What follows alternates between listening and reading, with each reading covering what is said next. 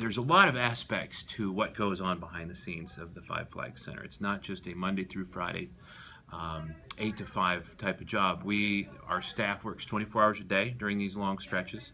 Our busy months are usually January through April or May. And we're starting to find more and more of these time frames that that are very busy. Okay. The concerts rolling into the receptions, rolling into the family shows, rolling into the circuses, and each event is different because each has different visitors coming in, and each expects the building to be clean. Each patron expects the concessions to be fresh and the beer to be cold and the people to be just as warm and friendly, greeting them at the door as it was the day before of that event or the next day after that. Would you say the circus is one of the bigger setups and takedowns? And what are some of the things that you deal with that you might not deal with other events? It is a little bit different because we do have a lot of animals involved with the circus, and a lot of them are large animals. We've hosted dog shows before, and we do wags of the flags, and we pick up after the dogs. But if you've ever tried to pick up after an elephant, it's ridiculously large. So the dumpsters are bigger. The circus personnel are very good about taking care of the animals, taking care of the waste.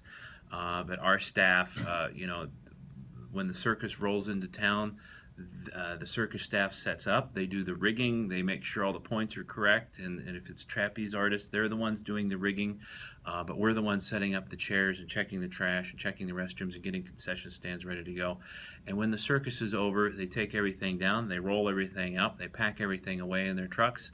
And they go to the town for the next day, where we are now left with the remnants of the circus, whether it be that distinct, lovely cotton candy smell out in the hallway from the thousands of cotton candies that we will sell, or the fact that there's remnants of tigers and elephants inside the arena, and that's the smell we have to get out for the next day when we get ready for soccer and we get ready for Billy Currington. So each event has its own different quirks as far as setups and preparations.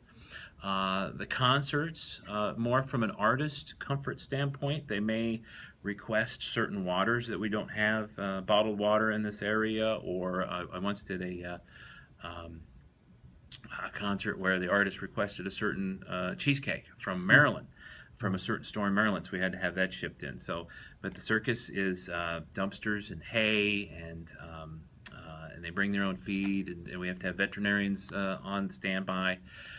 So like I said, every event's a little different when it comes to prepping for it, but our staff's ready for it, and they're eager, and they've been busy getting ready for our events.